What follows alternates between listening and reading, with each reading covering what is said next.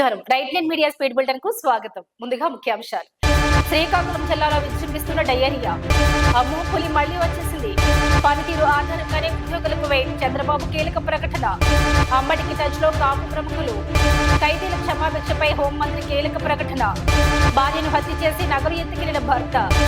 రేపటి నుండి ఇంటర్ పరీక్షలు 5 నిమిషాలు ఆలస్యమైన పరీక్ష హాల్లోకి అనుమతి. మామిడి పూత రాలిపోతుందనే మనస్తాపంతో మామిడి రైతు ఆత్మహత్య. మీరు దేశానికి రక్ష, మీ భూమికి ఏది రక్ష? శ్రీకాకుళం జిల్లాలో డయేరియా విజృంభిస్తోంది. 24 గంటల్లో ఆసుపత్రిలో 19 మంది డయేరియా బాధితులు చేరారు. కాకివీధి, దమ్మని వీధి, గుడివీధి, మంగువారి తోటలో డయేరియా కేసులు నమోదయ్యాయి. డయేరియా ప్రభావిత ప్రాంతాల్లో కలెక్టర్ స్వప్నల్ దినకర్ పర్యటించారు. వైద్యులు నీటి నమూనాలను సేకరించి పరీక్షలకు పంపారు.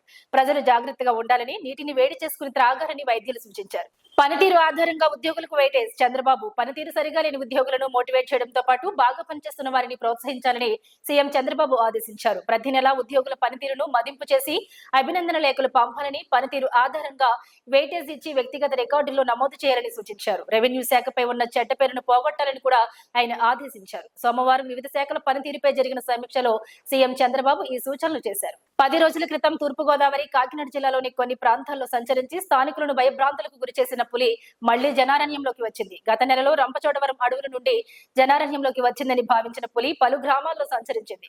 దాదాపు 10 రోజుల పాటు స్థానికులకు కంటి మీద కునుకు లేకుండా చేసింది. అదిగో పులి అంటే ఇదిగో ఎక్కడ పులి అడుగుజాడలు అంటూ మీడియా నానా హంగామా చేసింది. అటవీ శాఖ అధికారులతో పాటు పోలీసులు కూడా శతవిధాల ప్రయత్నించిన పులిజాడ కనుక్కోలేకపోయారు. అధికారులను 3 చెరువుల నీళ్లు తాగించిన పులి మండపేట పరిసరాల్లో పోలీసుల చేతికి చిక్కింది. దీంతో ఆ పులిని దేవీపట్నం పాపికొండల అభయారణ్యంలో అటవీ శాఖ అధికారులు వదిలిపెట్టారు. తాజాగా మళ్లీ పోలవరం పరిసరాల్లో పులి అడుగుజాడలు కనిపించడంతో అధికారుల్లో అలజడి ప్రారంభమైంది.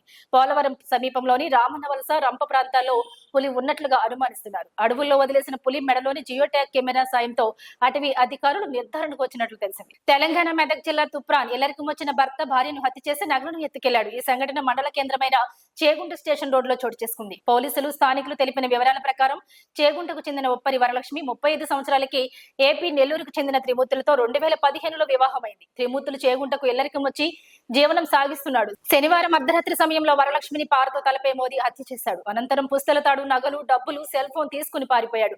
గ్రామస్తుల సమాచారంతో సంఘటన స్థలానికి చేరుకున్న ఎస్ఐ చైతన్య కుమార్ రెడ్డి పంచనామా నిర్వహించారు. మృతురాలి బావ సాయిబాబా ఫిర్యాదు మేరకు పోలీసులు కేసు నమోదు చేశారు. వరలక్ష్మి మృతదేహాన్ని పోస్టుమార్టం నిమిత్తం తుప్రాన్ ప్రభుత్వ ఆసుపత్రికి తరలించారు. ఆంధ్రప్రదేశ్ రాష్ట్రంలోని జైలులో మగ్గుతున్న ఖైదీల జీవితాల్లో వెలుగులు నింపే దిశగా కూటమి ప్రభుత్వం కీలక అడుగు వేసింది. ఈ రోజు అసెంబ్లీ బడ్జెట్ సమావేశాల 8వ రోజున రాష్ట్ర హోంమంత్రి వంగలపూడి అనిత జైలు సంస్కరణ చట్టం సవరణ బిల్లును ప్రవేశపెట్టగా సభ దీనికి ఏకగ్రీవంగా ఆమోదం తెలిపింది. ఈ సందర్భంగా మాట్లాడిన మంత్రి అనిత జైళ్లను కేవలం శిక్షా కేంద్రాలుగా కాకుండా సంస్కరణాలయాలుగా మార్చడమే ప్రభుత్వ లక్ష్యమని స్పష్టం చేశారు.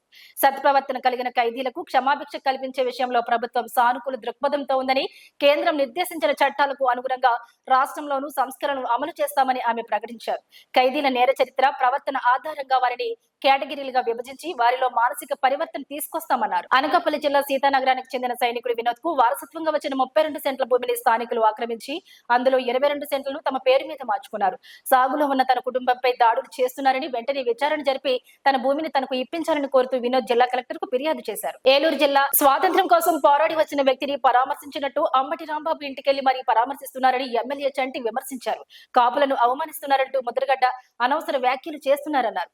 టీడీపీ వల్లే ముద్రగడ్డకు మంత్రి పదవి వచ్చిందని గుర్తు చేశారు. మంత్రిగా ఉన్నప్పుడు కాపులెవరు కులం పేరుతో నా దగ్గరకు రావద్దు అని బోర్డు పెట్టుకున్నారని, ఇప్పుడు అదే కులం పేరుతో రాజకీయాలు చేయడం ఎందుకని ప్రశ్నించారు.